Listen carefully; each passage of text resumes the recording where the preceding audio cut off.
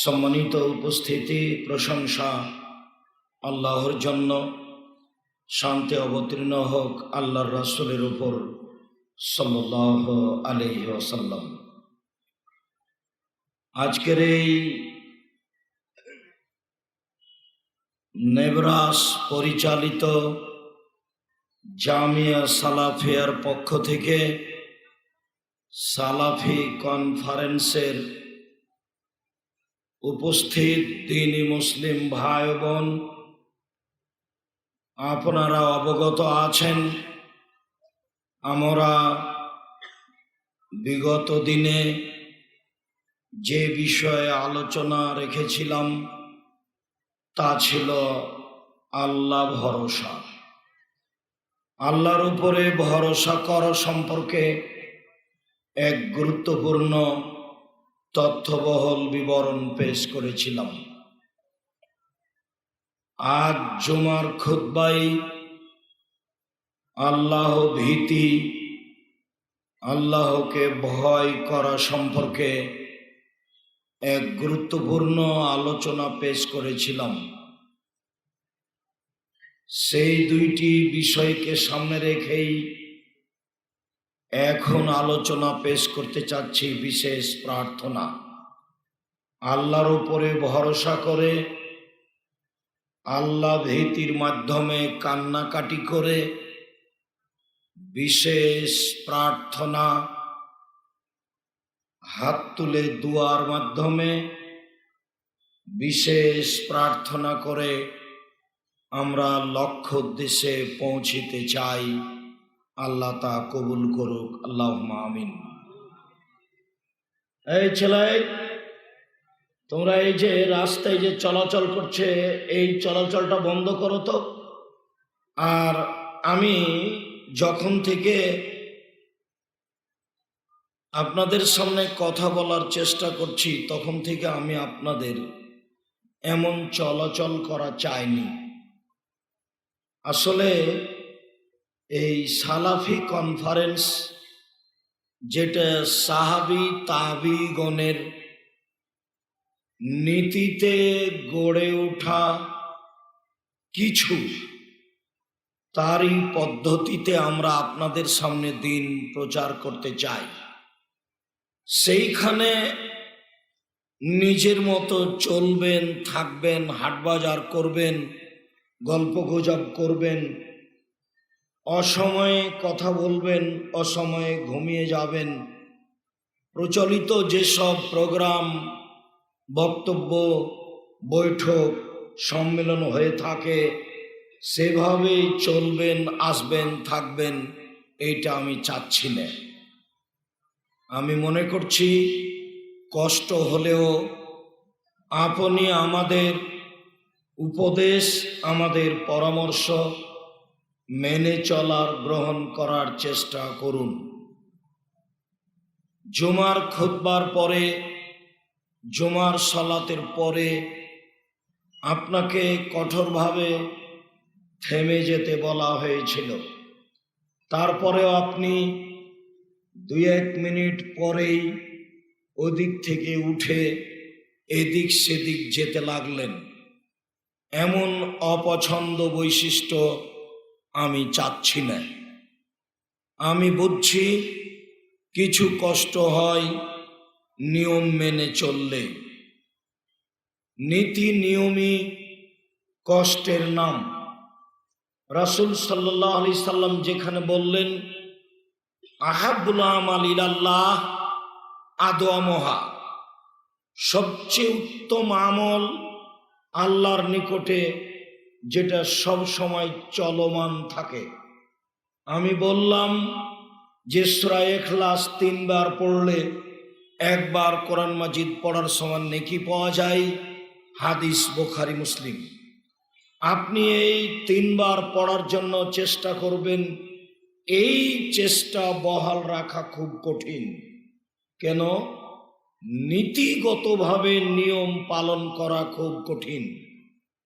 3 দিন একটা টাইমে সূরা ইখলাস 3 বার পড়ার পরে দেখবেন 4র্থ দিনের দিন ওই সময়টা বহাল রাখতে পারিনি।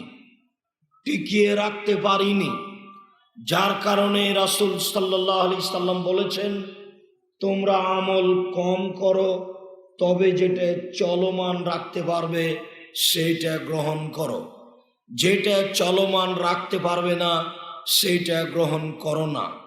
আমি আপনাদেরকে আবারও বলছি, যারা আপনারা মসজিদে শুয়ে আছেন, যারা আপনারা ঘরে ছেলেদের সাথে গল্প করছেন, যারা আপনারা দোকানপাটে ব্যস্ত আছেন, দোকানপাট আপনাদের আগে চলে যাবে না। আপনাদের বই পুস্তক প্রয়োজনীয় কাপড় চোপড় আপনাদের আগে দোকান বন্ধ করে তারা চলে যাবে না। কাজেই এই অপছন্দ আচরণ ত্যাগ করুন, আপনার জন্য ভালো হবে, আমাদের জন্য ভালো হবে, যারা কথা বলছে তাদের জন্য ভালো হবে। আরো জরুরি কথা, বাংলাদেশের বিভিন্ন জেলা থেকে, ইন্ডিয়ার বিভিন্ন জেলা থেকে আপনারা উপস্থিত হয়েছেন। আমার আলোচনা শেষে আপনাদের সাথে আমার কিছু উপদেশ, কিছু ওসিয়ত, কিছু নীতি বলার রয়েছে, যার কারণে আবারও বলছি, দয়া করে আপনি রাস্তায় চলাচল বন্ধ করুন, আর দোকানপাটে দাঁড়িয়ে থাকা বন্ধ করুন, কথা রক্ষা করুন, আপনার জন্য ভালো হবে। আর এই ছেলেরা, তোমরাই কি দায়িত্ব পালন করছে? এই লোকগুলো দাঁড়িয়ে কেন? দয়া করে সামনে বসে পড়ুন। অনেক জায়গা আমি লক্ষ্য করছি এইভাবে দাঁড়িয়ে থাকা যাবে না। এই ছেলে, যাও দেখো এই লোকগুলো দাঁড়িয়ে আছে কেন? তোমরা কি করো? কি তোমরা স্বেচ্ছাসেবক হিসাবে কি দেখাতে চাও আমাকে?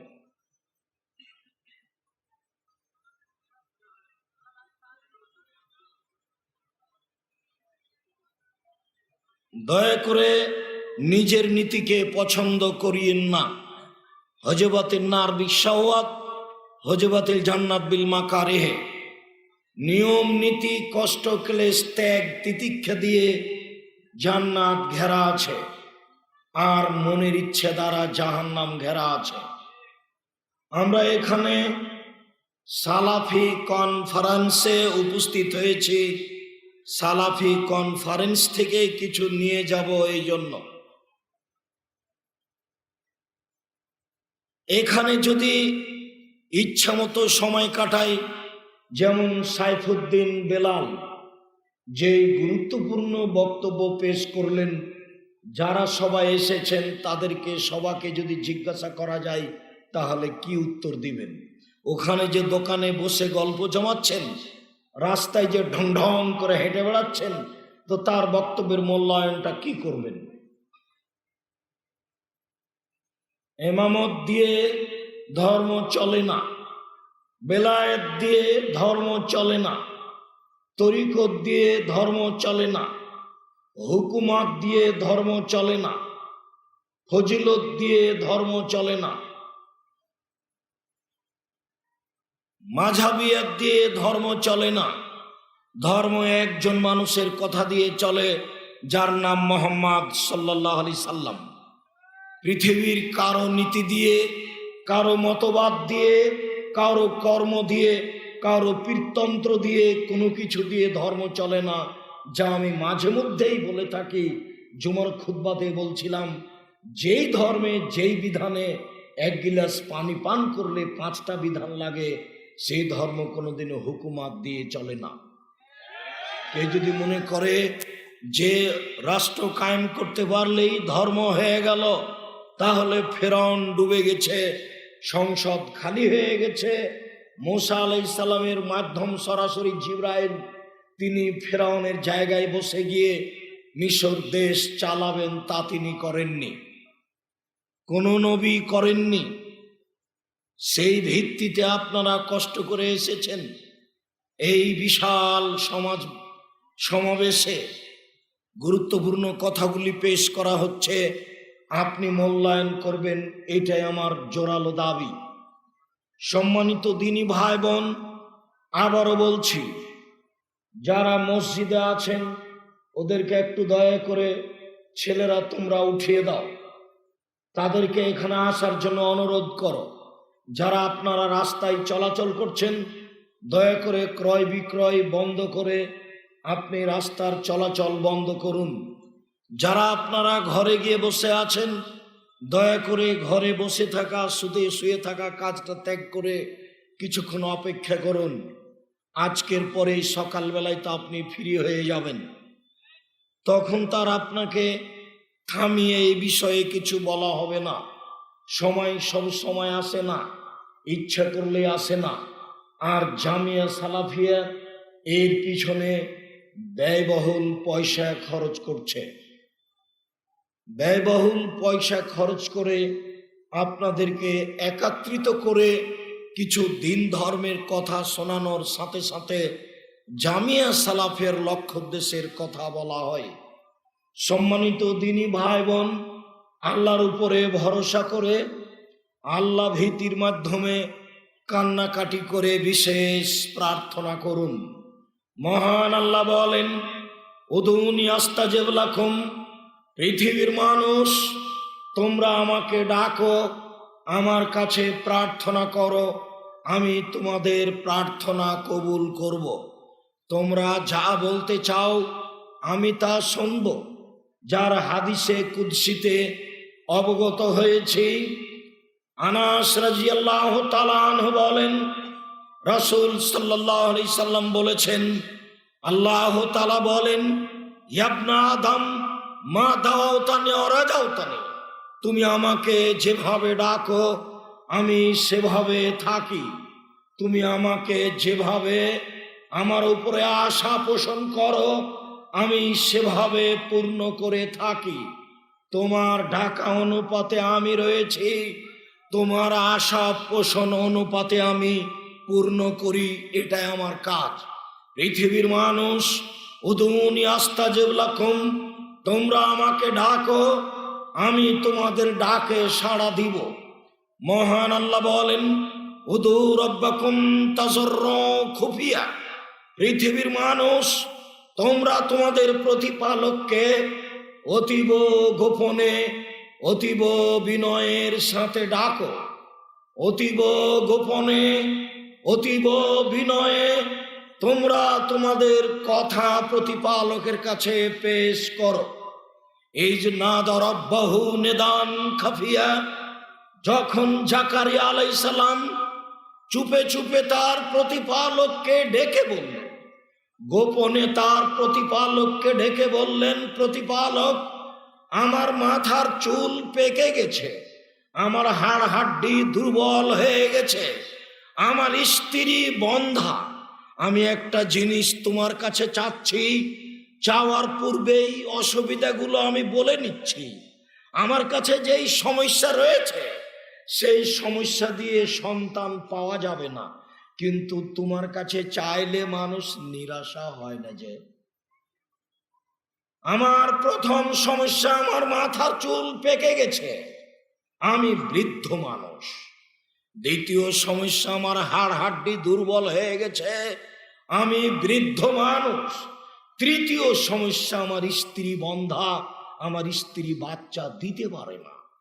আমার কাছে সন্তান পাওয়ার মতো কোনো পথ ঘাট নেই, কিন্তু তোমার কাছে বললে মানুষ ফেরত আসে না, এ আশায় তোমাকে আমি একটা কথা গোপনে চুপে চুপে বলছি। তুমি আমার একটা কথা শোনো, তুমি আমাকে একটা সন্তান দান করো। আল্লাহ বলছেন, জাকারিয়া তোমার কথা আমি মেনে নিলাম, তোমাকে সন্তান দিলাম যার নাম ইয়াহইয়া। মহান আল্লাহ আমাদের নবীকে বলেন, অজকুর রাব্বাকা ফি নাফসিক, মুহাম্মদ সাল্লাল্লাহু আলাইহি সাল্লাম আপনি আপনার প্রতিপালককে ডাকুন মনে মনে। তাজাররু খিফা, অতীব গোপনে অতীব বিনয়ে, গোপনে গোপনে ডাকুন, অতীব বিনয়ে অতীব গোপনে ডাকুন। বেদুনাল জাহরে মিনাল কওলে, সরবে ডাকিয়েন না, নীরবে ডাকুন। সরবে ডাকিয়েন না, নীরবে ডাকুন। বিল গুদুবে ওয়াল আসাল, সকালে ডাকুন, সন্ধ্যায় ডাকুন। কাবলা তলই শামস কাবলাল গরুব, সূর্য ডুবার পূর্বে ডাকুন, সূর্য ওঠার পূর্বে ডাকুন। সূর্য ডুবার পূর্বে বলুন, সূর্য ওঠার পূর্বে বলুন, সকালে বলুন, বিকেলে বলুন, সরবে বলিয়েন না, নীরবে বলুন, অতীব গোপনে, অতীব বিনয়ে বলুন, মনে মনে বলুন। মহান আল্লাহ আমাদের নবীকে বলেন, ফাইদা ফারাগতা ফানসব ওয়া ইলা রাব্বিকা ফারগাব। মুহাম্মদ সাল্লাল্লাহু আলাইহি সাল্লাম, আপনি যখন দুনিয়াবি কাজ থেকে অবসর হবেন, তখন আপনি কঠোর শ্রমে ইবাদতে আত্মনিয়োগ করুন। আর আপনি আমাকে যা বলবেন তা বিনয়ের সাথে কান্নাকাটি করে বলুন। রংপুর, দিনাজপুর, লালমনিরহাট, নীলফামারী, কুড়িগ্রাম, পঞ্চগড়, ঠাকুরগাঁ, জয়পুরহাট, বগুড়া এইসব ডিস্ট্রিক্টের ভাষায় কাউ বাউ করে বলুন। রাজশাহী, চাঁপাইনবাবগঞ্জ, নওগাঁ, নাটোর এইসব ডিস্ট্রিক্টের ভাষায় হাত পা ধরে বলুন। ঢাকা, গাজীপুর, নরসিংদী, নারায়ণগঞ্জ, মানিকগঞ্জ এইসব ডিস্ট্রিক্টের ভাষায় কাউ বাউ করে, কাকতি মিনতি করে বলুন। 20 রেখাত তারাবি যখন 10 রেখাত হয়েছে, তখন হাই তুলে বলছে, বাপরে আরো 10 রাকাত। কোথায় বিনয়ী কান্নাকাটি রয়েছে বোঝা যায় না।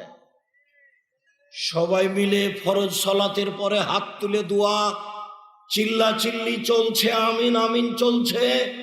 সবাই নাকি বুঝেছে রব্বানা আতিনা ফিদ দুনিয়া হাসানাতাও ওয়া ফিল আখিরাতি হাসানাতাও ওয়া কিনা আযাবান নার। এইটা হচ্ছে হাত তুলে দোয়া করার দোয়া, চিল্লা চিল্লি করে বলতে হবে, আর আমিন আমিন বলবে মানুষ, তার নাম নাকি দোয়া। এরকম কথা আল্লাহ বলেন না, এরকম কথা নবী মুহাম্মদ সাল্লাল্লাহু আলাইহি সাল্লাম বলেন না। নুমান ইবনে বাশির রাদিয়াল্লাহু তাআলা আনহু বলেন, এই ছেলেটা হাঁটে কি করে, চলে কি করে, একটা শরম পাও না তুমি? তুমি একটু বসার জায়গা পাও না?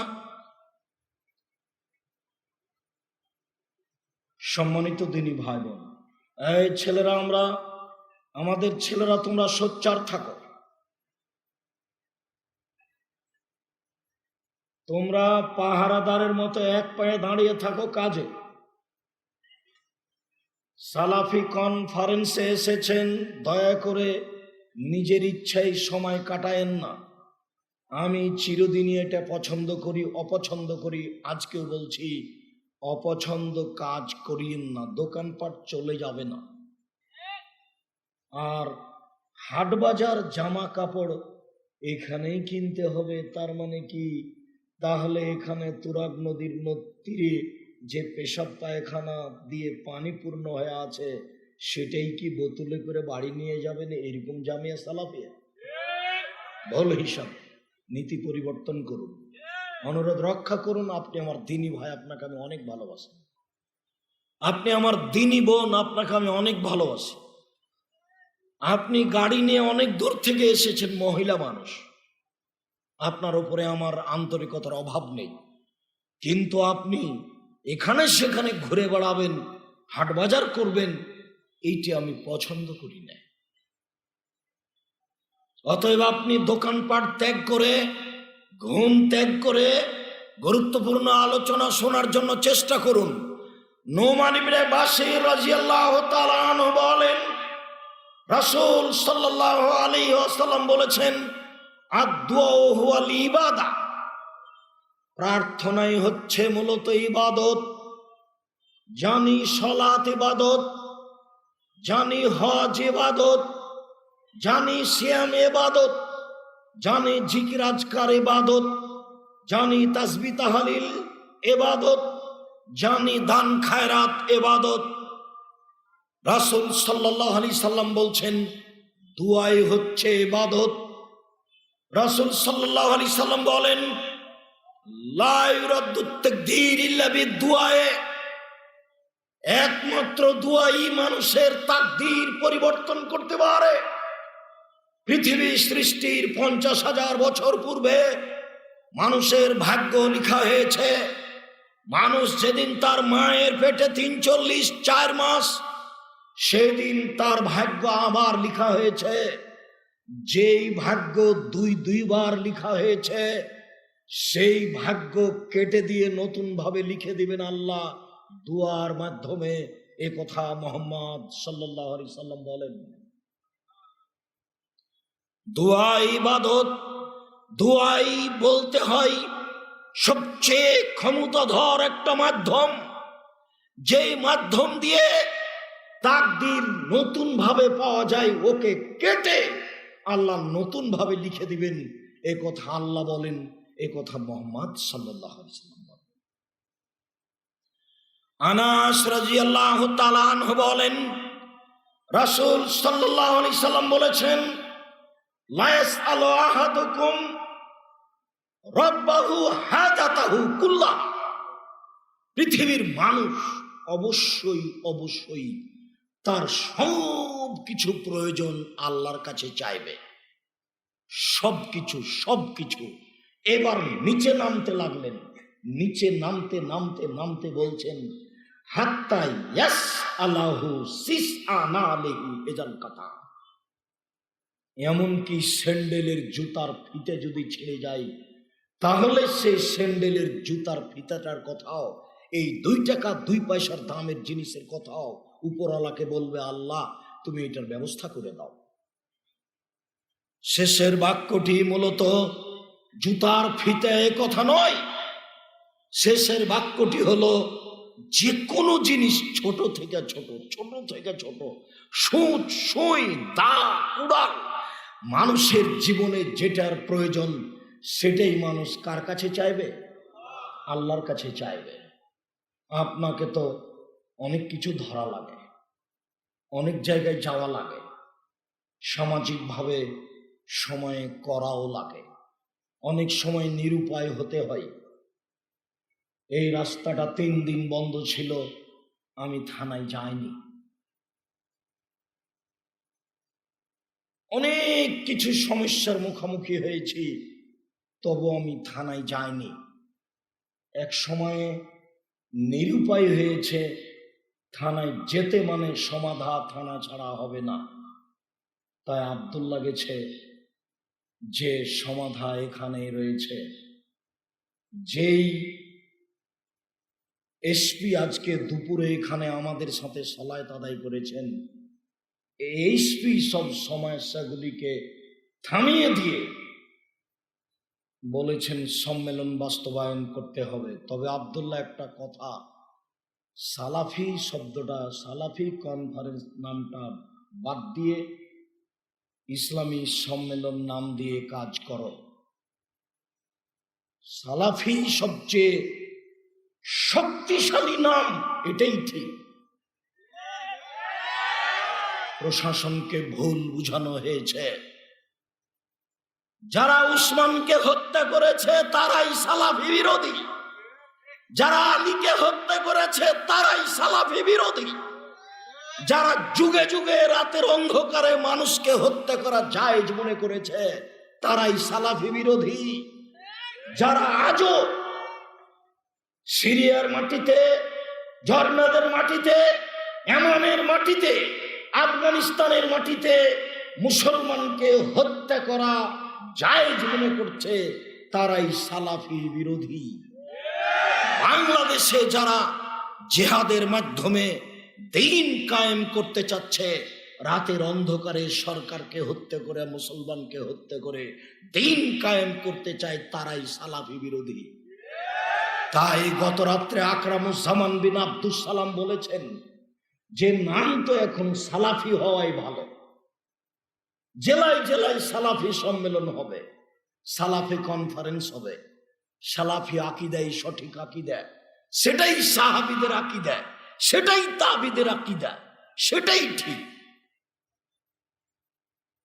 ছোট থেকে ছোট জিনিস, বড় থেকে বড় জিনিস, ক্ষুদ্র থেকে ক্ষুদ্র জিনিস কার কাছে চাইতে হবে? উপরে। শিখে যান এটাই। এই ছেলে, ঘুমাচ্ছ কেন? কার গায়ে হাত দিয়ে বসে আছো? ওঠো। উপস্থিত বৈঠকের মুসলিম বোন, শরম হয় না? আপনি একটা মহিলা মানুষ, গল্প করেন কেন? তো এই মেয়ে, ওখানে দাঁড়িয়ে আছো না? ওখানে দাঁড়িয়ে আছো কেন? শরম করো না? তুমি একটা মেয়ে মানুষ, ওখানে দাঁড়িয়ে আছো কেন? দোকানপাটে দাঁড়িয়ে আছো কেন? সারাদিন তোমাকে দোকানে ঘোরা লাগে কেন? এই জন্য এসেছো তুমি? তোমার একটু লজ্জাবোধ হয় না কেন? ইতস্তবোধ হয় না কেন? সারাদিন তুমি দোকানে দোকানে ঘুরে বেড়াও।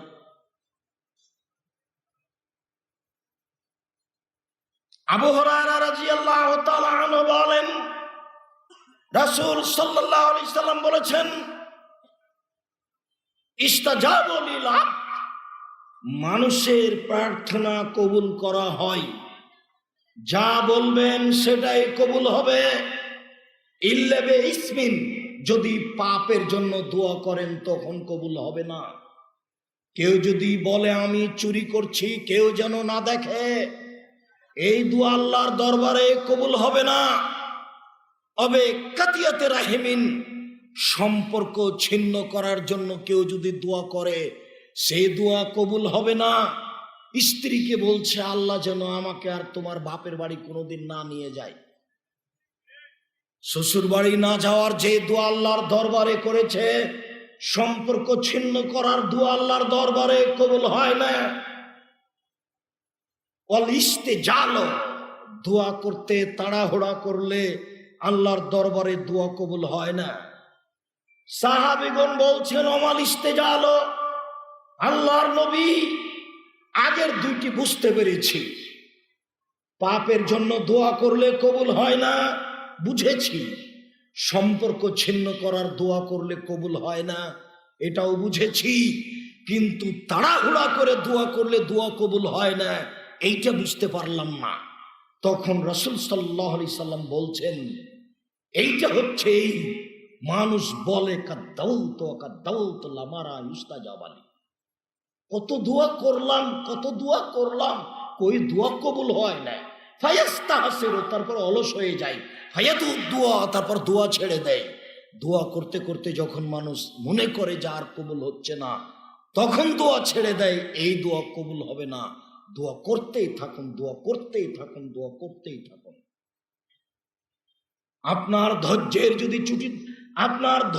চ্যুতি যেন না হয়, সেই জন্য আপনাকে আমি বুখারী মুসলিমের ঘটনা শুনিয়েছি। আল্লাহর নবী সিজদায় পড়ে আছেন, তার মাথায় উটের ভুঁড়ি চাপিয়ে দেওয়া হয়েছে। ফাতেমাকে বলা হলো তোমার আব্বা আর সিজদে থেকে উঠতে পারছেন না, কে তার মাথায় ভুঁড়ি চাপিয়েছে? দৌড়িয়ে এসে ভুঁড়িটা সরিয়ে দিয়ে তাদেরকে গালি দেওয়ার চেষ্টা করলেন। আল্লাহর নবী সালাত শেষ করে বললেন, আল্লাহ ওদবাকে ধ্বংস করো, সাইবাকে ধ্বংস করো, ওয়ালিদ ইবনে মুগিরাকে ধ্বংস করো। আল্লাহ রাসূল অপমান অবস্থায় দোয়া করলেন। এই দোয়া কবুল হলো 12 বছর পরে বদরের যুদ্ধে। বদরের যুদ্ধ যখন শুরু হলো, শুরুর পূর্বেই তিনি বললেন, সঙ্গী সাথী মনে রেখো, এইখানে ওদবাম পড়ে থাকবে, এখানে সাইবা পড়ে থাকবে, এখানে ওয়ালিদ ইবনে মুগিরা পড়ে থাকবে, এখানে আবু জাহাল পড়ে থাকবে। তিনি সব দাগ দিয়ে আঙ্গুল দিয়ে চিহ্ন করে দিলেন। যুদ্ধ শেষে দেখা গেল সবাই নির্ধারিত জায়গায় জায়গায় পড়ে আছে। সম্মানিত দ্বীনি ভাই বোন, আপনি আল্লাহর নিকটে প্রার্থনা করতে থাকুন, প্রার্থনা কবুল হবে। আবু হুরায়রা ইনশাআল্লাহ, আবু হুরায়রা রাদিয়াল্লাহু তাআলা আনহু বলেন, রাসূল সাল্লাল্লাহু আলাইহি সাল্লাম বলেছেন, দাওয়াতুল মুসলিম লিআখিহি বিজাহরিল গায়বি মুস্তাজাবাতুন, মানুষের দোয়া দূর থেকে তার ভাইয়ের জন্য খুব কবুল হয়, তাড়াতাড়ি কবুল হয়।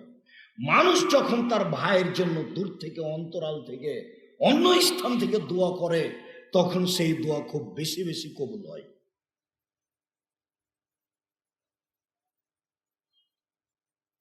আল মালাকুল মুআক্কাল ইনদা রাসিহি, যখন সে তার ভাইয়ের জন্য দোয়া করে, একজন ফেরেশতা তার মাথার পাশে অবস্থান করেন। কুল্লামা তালে আখিহি বিখাইরিন, যতবার কোনো মানুষ তার ভাইয়ের জন্য কল্যাণের দোয়া করে, ততবার ওই ফেরেশতা বলে আমিন ওয়ালাকা বিমিসলিন। তুমি যে তোমার ভাইয়ের জন্য দোয়া করলে, আমি ফেরেশতা বলছি আল্লাহ তুমি এটা কবুল করো। আর আমি আবারও বলছি আল্লাহর নিকটে, তুমি যেটা তোমার ভাইয়ের জন্য করলে সেটা তোমার জন্য হোক, তুমি যেটা তোমার ভাইয়ের জন্য করলে এইটা তোমার জন্য হোক। আমি দোয়া করি তোমার জন্য, আর তোমার ভাইয়ের জন্য যেটা করেছো সেটার জন্য আমি বলি আল্লাহ তুমি কবুল করো। আপনি যখন কারোর জন্য দোয়া করেন তখন ফেরেশতা আপনার জন্য বলেন যে তোমার জন্য তাই, তোমার জন্য তাই, তোমার জন্য তাই। যদি আপনি দল সংগঠন করেন, তাহলে কেউ যদি বিপদে পড়ে তাহলে তার জন্য দোয়া করা তো দূরের কথা, আপনি পাল্টা বলবেন, বিপদে পড়লে বলবেন ঠিক হয়েছে, ঠিক হয়েছে। যেমন এক শ্রেণীর মানুষ এই সালাফি কনফারেন্স যদি বন্ধ হতো তাহলে বলতো ঠিক হয়েছে, ঠিক হয়েছে, উচিত হয়েছে। যার জন্য আপনাদেরকে আমি দল মুক্ত হওয়ার জন্য অনুরোধ জানাই। শত্রু মিত্র সবার জন্য যেন দোয়া করতে পারেন। আমরা আন্তরিকভাবে আল্লাহর কাছে দাবি রাখি, আল্লাহ সালাফি কনফারেন্স বলে নয়, যারা ইসলামের বিপক্ষে আছে তুমি তাদেরকে হিদায়াত দান করো। তুমি সর্বশক্তিমান, তুমি সবকিছু করতে পারো। তুমি জামিয়া সালাফিয়ার বিপক্ষে যারা আছে তাদের অন্তরকে নরম করে দাও, তুমি তাদের হেদায়েত দাও, তুমি তাদের কবুল করো। আমরা সকলের ভালোবাসা চাই জামিয়া সালাফিয়ার জন্য। সম্মানিত দিনী ভাই বোন, আবু হুরায়রা রাদিয়াল্লাহু তাআলা আনহু বলেন, রাসূল সাল্লাল্লাহু আলাইহি ওয়াসাল্লাম বলেছেন, লা তাদু আলা আমওয়ালিকুম, কখনো অর্থ সম্পদের জন্য বদদোয়া করবেন না। কখনো বলবেন না ঝামেলায় পড়ে টাকা পয়সা থাকার চেয়ে না থাকাই ভালো, এইটা বলবেন না। ওয়ালা তাদু আলা আনফুসিকুম, নিজের জন্য কখনো বদদোয়া করবেন না। কখনো বলবেন না বেঁচে থাকার চেয়ে না থাকাই ভালো, এটা বলবেন না। ওয়ালা তাদু আলা আওলাদিকুম, কখনো ছেলে মেয়ের জন্য বদদোয়া করবেন না ভুলেও। ছেলে আপনাকে মেরেছে কথা ঠিক, ভুল করেছে, আপনি তাড়াহুড়া করে ওযু করে ঘরে ঢোকেন। ঘরে ঢোকে আল্লাহর দরবারে হাত তুলে বলেন, আল্লাহ আমি এই ছেলে চাইনি, আমার ছেলে আমাকে মারলো কেন, আমার ছেলে আমাকে গালি দিবে কেন, তুমি আমাকে ছেলে ফিরিয়ে দাও। আমার ছেলে আমার হাত পা ধরে ক্ষমা নিয়ে আমাকে মাথায় করে থাক, এইটাই তো আমি চাচ্ছি। এইটা কেন হলো? আপনি ছেলের জন্য এই কথা না বলে কেন আপনি বললেন তুই আমাকে মারলি, তোকে ত্যায্যপুত্র করলাম, তোকে ত্যায্যপুত্র করলাম, তোকে জমি দেবো না, তোকে এই দেবো না, তোকে বাড়িতে উঠতে দেবো না, কিছুই না, আপনি মরলে সব জমি ভাগ করে দেবেন। এই ত্যায্যপুত্র এইসব কথার কোনো দাম নেই। কখনো ছেলে মেয়ের জন্য বদদোয়া করবেন না। এক মিনিট একটু খেয়াল করেন এদিকে, তিনজন বাচ্চা মায়ের কোলে কথা বলেছিল, তার একজন হচ্ছেন ঈসা আলাইহিস সালাম, আর একজন হচ্ছে এক মহিলা, তার বাচ্চাকে দুধ খাওয়াচ্ছিল। তো তার পাশ দিয়ে একটা লোক ঘোড়ায় চড়ে যাচ্ছিল। তখন ওই মহিলা বলছে, আল্লাহ আমার বাচ্চাটাকে এই লোকের মতো করে দাও, লোকটা কত দামি ঘোড়ায় চড়ে যাচ্ছে।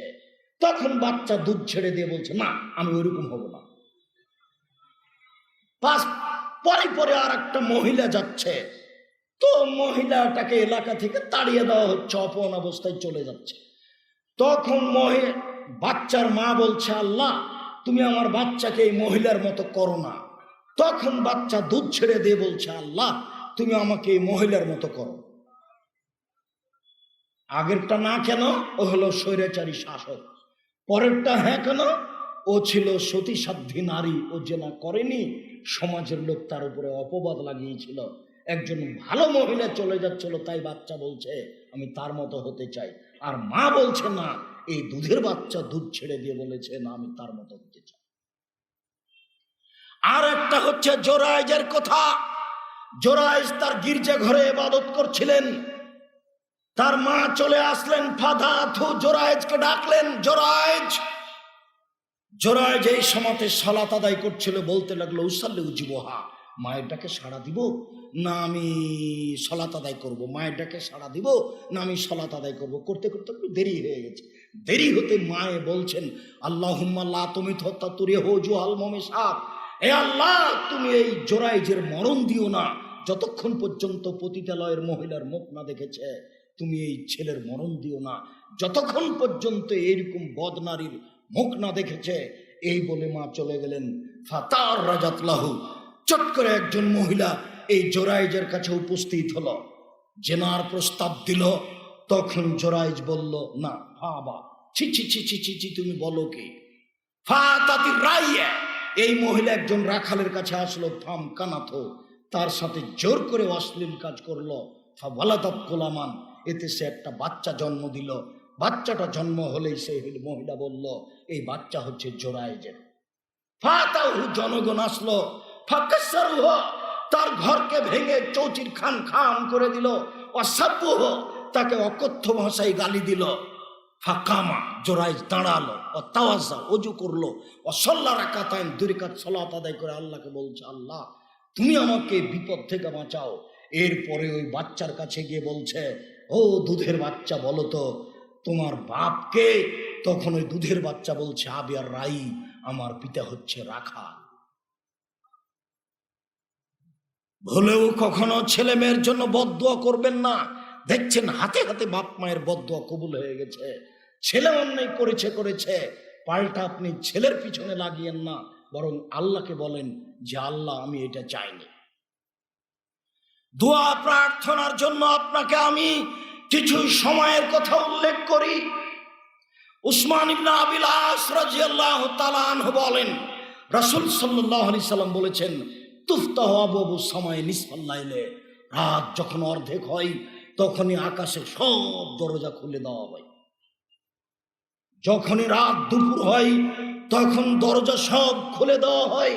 ওয়া ইউনাদি মুনাদি মিনাস সামায়ে, আকাশ থেকে চিৎকার করে আল্লাহ তাআলা বলেন, মামিন তাইন ফাইস্তাজাবা লাহু, কেউ আমাকে ডাকে কি, তার ডাকে সাড়া দেওয়া হবে। মামিন সাইলিন ফায়ুতা, কেউ আমার কাছে কিছু চায় কি, যে যা চায় তাকে তা দিয়ে দেওয়া হবে। মামিন মাকরুবিন ফাইফারজু লাহু, কেউ কোনো বিপদে পড়ে আছে কি, বিপদের কথা বলছে কি, আমি আল্লাহ তাকে বিপদ থেকে উদ্ধার করে দিব। এইভাবে আল্লাহ চিৎকার করে বলতে থাকেন। বুঝাতে পারলাম না। যখন রাত দুপুর হয়, দুপুরের পর থেকে আল্লাহ তাআলা বলতে থাকেন, কেউ কিছু বলে কি, বললে আমি সেটা শুনে নিব। কেউ কিছু চায় কি, চাইলে আমি তাকে তা দিয়ে দিব। কেউ বিপদে পড়ে আছে কি, যদি বিপদে পড়ে থেকে আমাকে কিছু বলে, আমি তাকে তা দিয়ে দিব, আমি তাকে বিপদ থেকে উদ্ধার করে দিব। আবু হুরায়রা রাদিয়াল্লাহু তাআলা আনহু বলেন, রাসূল সাল্লাল্লাহু আলাইহি সাল্লাম বলেছেন, ইয়ানজুলু রাব্বুনা তাআলা ইলা সামাইদ দুনিয়া হিনা ইয়াবকা সুলুসুল লাইলিল আখিরা, যখন রাতের 3 ভাগের 2 ভাগ পার হয়ে যায়, 1 ভাগ যখন বাকি থাকে, আল্লাহ সপ্তম আকাশ থেকে প্রথম আকাশে নেমে এসে চিৎকার করে বলেন, মায়াদুনি ফাস্তাজিবা লাহু, কে আমাকে ডাকে আমি তার ডাকে সাড়া দিব। মায়াসআলুনি ফাউতিয়াহু, কে আমার কাছে কিছু চাই, যে যা চায় আমি তাকে তাই দিয়ে দিব। মায়াস্তাগফিরুনি ফাগফিরা লাহু, কে আমার কাছে ক্ষমা ভিক্ষা চাই, আমি তাকে ক্ষমা করে দিব। রাত 12টার পর থেকে নিয়ে ফজর পর্যন্ত এইভাবে আল্লাহ মানুষকে বলতে থাকেন। মানুষ তো আদম সন্তান, নেমুখ হারাম, সে তো অত চিন্তা করে না। রাত 2টায় ঘুমিয়েছে, সকাল 8টায় ঘুম থেকে উঠবে। সে আল্লাহকে কি ডাকবে, সে আল্লাহকে কি বলবে? আনাস রাদিয়াল্লাহু তাআলা আনহু বলেন, রাসূল সাল্লাল্লাহু আলাইহি সাল্লাম বলেছেন, এজা নুদিয়া লিসসালাতে ফতিহাত আবওয়াবুস সামায়ে, যখনই আজান শুরু হয় তখন আকাশের সব দরজা খুলে দেওয়া হয়। আজান শুরু হওয়ার সাথে সাথে সব দরজা খুলে যায়। উস্তুজিবাত দুআও, ওই সময়তে যে যা বলে সেটাই কবুল হয়ে যায়। ওই সময়তে যে যা বলে সেটাই কবুল হয়ে যায়। রাসূল সাল্লাল্লাহু আলাইহি সাল্লাম বলেন, লাইলাতুদ দুআ বাইনাল আযান ওয়াল ইকামা, আজান একামাতের মাঝে দোয়া ফেরত দেওয়া হয় না। আজান একামাতের মাঝে দোয়া ফেরত দেওয়া হয় না। আজান একামাতের মাঝে দোয়া ফেরত দেওয়া হয় না। আজান একামাতের মাঝে আপনি দোয়া করবেন, প্রস্তুত থাকবেন। আজান যেমন শুরু হচ্ছে, অন্তত একটা আজানের জবাব দেওয়ার জন্য প্রস্তুত থাকবেন। আমি একাধিক দিন দেখেছি, আমার শাশুড়ির অবস্থা, তিনি কোনো কাজ করছেন, ঘর বাড়ি ঝাড়ু দিচ্ছেন, আজান শুরু হয়ে গেছে, তখন তিনি কাজ বন্ধ করে আজানের উত্তর দেওয়ার জন্য প্রস্তুতি নিয়েছেন।